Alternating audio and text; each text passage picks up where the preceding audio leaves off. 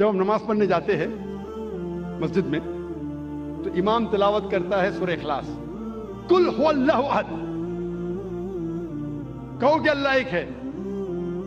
ہر مسلمان جو مسجد میں نماز پڑھنے آتا ہے، میں آپ سے پوچھنا چاہتا ہوں وہ کتنے اللہ میں مانتا ہے؟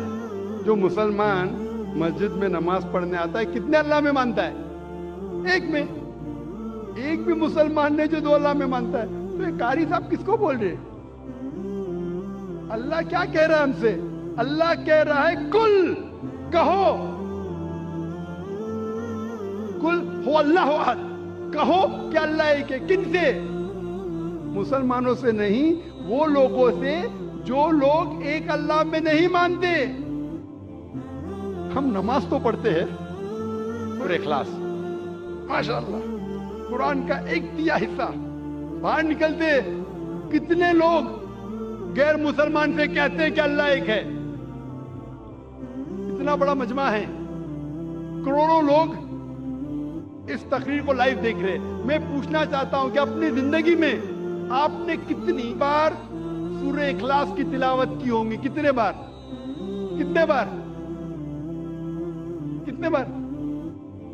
کتنے بار؟ ہاں بے شمار۔ کوئی بولیں گا ہزاروں بار۔ 1000 بار تو کی ہوگی نا اگر نمازی ہے تو۔ آپ اگر نمازی ہے، نمازی نہیں تو الگ بات ہے۔ اگر نمازی ہے تو ہزاروں بار تو تلاوت کی ہوئیں گی۔ اگر آپ 40 سال کے 50 سال کے ہیں تو ہزاروں بار تو کی ہوئیں گی۔ میں پوچھنا چاہتا ہوں آپ نے کتنے غیر مسلمانوں سے کہا کہ اللہ ایک ہے؟ 1000 100 50 سے تو کہا، 10 سے تو کہا کہ آج تک کے تو شاید اللہ تعالیٰ آپ کو معاف کرے گا کیونکہ آپ نے توجہ نہیں دی ہوگی۔ آج کے بعد آپ نے ذاکر کی تقریر تو سنی ہے کہ جب آپ سورہ اخلاص پڑھتے ہیں قل هو اللہ احد، اس کی معنی کہو ان لوگوں سے جو لوگ ایک اللہ میں نہیں مانتے کہ اللہ ایک ہے۔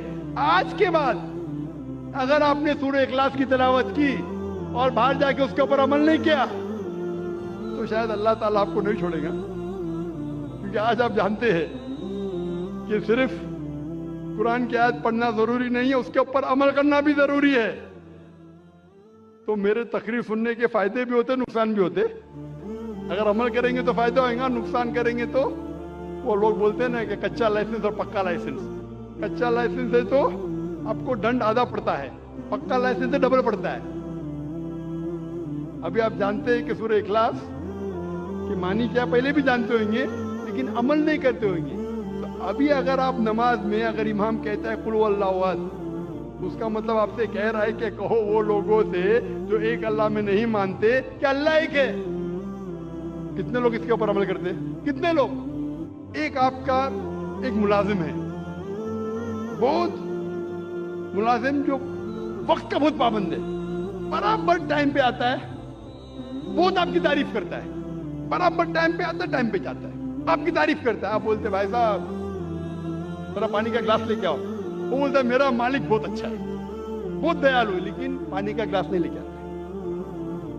بہت تعریف کے پل باندھ رہا ہے، ہاتھ جوڑ کے آپ کے سامنے کھڑا ہے۔ آپ بولیں گے یہ خط میرے دوست کو پہنچاؤ، میرا مالک بہت اچھا ہے، میرا مالک بہت مہان ہے، تعریف کر رہا ہے، ہاتھ باندھ کے سر جھکائے کھڑا ہے، آپ کا کہنا نہیں مانتا ہے۔ آپ کیا کریں گے؟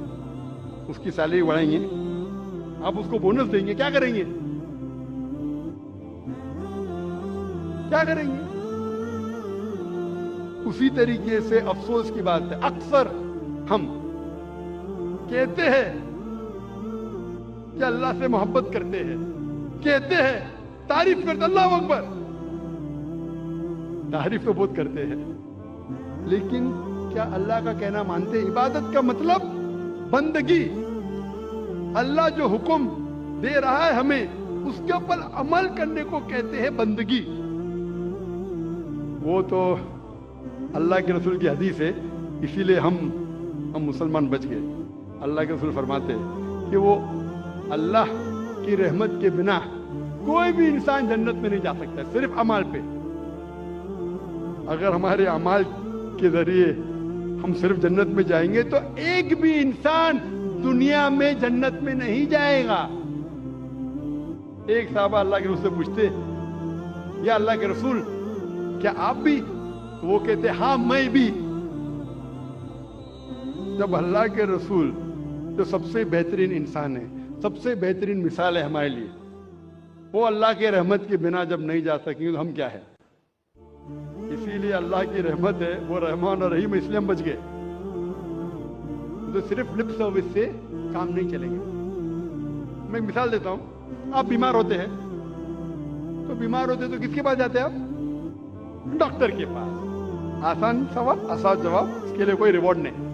آپ جاتے ڈاکٹر کے پاس, ڈاکٹر آپ کو پرسکرپشن دیتا ہے, 3 بار دوا لو. صبح کو بریکفاسٹ کے بعد, ناشتے کے بعد دوا لو, دوپہر کو لنچ کے بعد دوا لو, اور رات کو ڈنر کے بعد دوا لو. آپ گھر پہ واپس آتے, صبح کو ناشتے کے بعد پرسکرپشن پڑھتے, مجھے دوا لینا ہے ناشتے کے بعد, اور بند کر لیتے. دوپہر کو پھر سے کھولتے کہ مجھے دوا لینا ہے لنچ کے بعد, پھر سے بند کر لیتے. پھر ڈنر کو پھر سے کھولتے, پھر سے پڑھتے, لیکن دوا نہیں لیتے. کیا آپ کی بیماری دور ہوگی؟ وہ ہم مسلمان کرتے, پڑھ لے ختم قرآن, لیکن قرآن پہ عمل نہیں کر رہے.